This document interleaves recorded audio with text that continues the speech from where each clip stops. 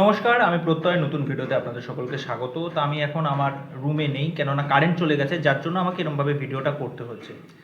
তা যে বিষয়টা নিয়ে কথা বলবো, থাম্বনেল দেখে অনেকে হয়তো বুঝতে পেরে গেছেন যে বাংলাদেশে যেই বিষয়টা নিয়ে এখন তোলপাড়, যে আপকামিং ঈদে যে আসতে চলেছে শাকিব খানের বড় বাজেটের সিনেমা, এবং এই সিনেমাটাকে নিয়ে বহু মানুষের অনেক দিনের একটা অপেক্ষা প্রত্যাশা।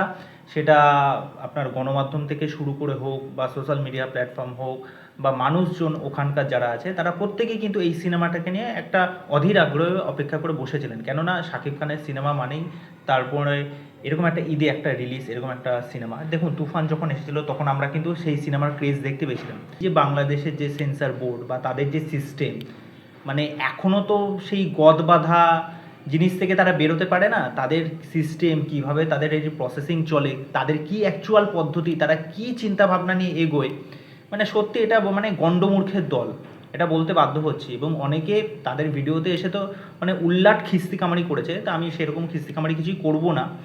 আপনারা সকলেই তাদের ভিডিও হয়তো দেখেছেন, এবং আমারও মনে হলো এই বিষয়টা বলার দরকার। কেননা এতটা পরিশ্রম দিয়ে এতটা সময় ধরে একটা সিনেমা তৈরি করা হয়, এবং দেখবেন যখন ভায়োলেন্ট দৃশ্য যে কোনো একটা সিনেমায় থাকে, তা আপনি সেই সিনেমাটাকে সার্টিফাইড করে দিন। তাই সেইটা নিয়ে তো কোনো এত বাঘ বিতণ্ডা, এত তর্ক বিতর্ক, এত ঝামেলা করার তো কোনো কিছুই নেই। আমি কিন্তু আমার ভিডিওতে বরবাদের যখন টিজার নিয়ে যখন রিভিউ করেছিলাম, তখন কিন্তু জোর গলায় বলেছিলাম যে আবারও কিন্তু কিছু একটা ঝামেলা হবে এই সেন্সার নিয়ে।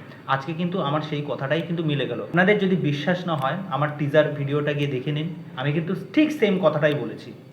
আর কয়েকদিনের মধ্যেই এই সিনেমাটা আসতে চলেছে, তা এখন নানারকমভাবে বলা হচ্ছে যে এই দৃশ্য কাটা হবে, এই দৃশ্য কাটা হবে।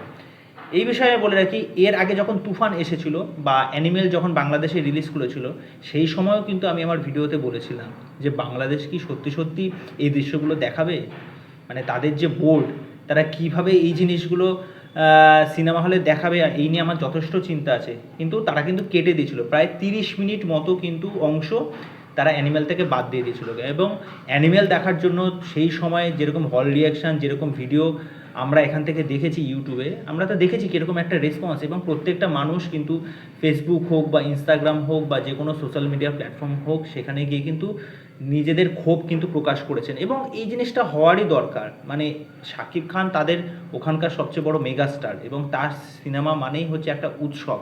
দেখুন, একটা সিনেমাকে কেন্দ্র করে শুধুমাত্র যে সিনেমাটা মানুষজন দেখছে বা আনন্দ পাচ্ছে বা এন্টারটেনমেন্ট হচ্ছে, এই জিনিসটা তো না। সিনেমার একটা লভ্যাংশেরও ব্যাপার আছে।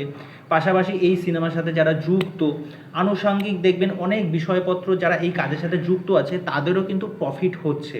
ওকে, একটা সিনেমার সাথে শুধুমাত্র একজন প্রডিউসার বা একজন নায়ক বা যারা টেকনিশিয়ানস আছে বা ক্যামেরাম্যান আছে, শুধুমাত্র তারাই যুক্ত নয়। তারা যারা এই কাজটার সাথে যুক্ত না, তাদের প্রত্যেকেরই একটা প্রত্যাশা আছে যে যখন এই সিনেমাটা একটা ব্যাপক রেসপন্স পাবে, এখান থেকে যে একটা ইনকাম হবে, মানে প্রত্যেকেরই ঘরে কিন্তু একটা লক্ষ্মী লাভ হবে, তাই না? তা এই বিষয়টা খুব খারাপ লাগছে, এবং সত্যি মানে এটা খিস্তি মারারই মতো।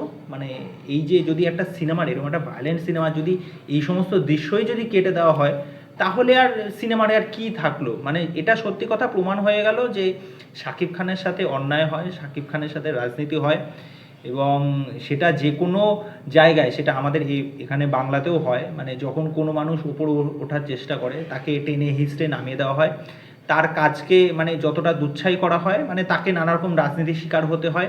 এবং আমি এটা বলতে আমার এক ফোঁটাও দ্বিধা নেই, মানে অশিক্ষার চরম অন্ধকারে তারা নিমজ্জিত হয়ে গেছে।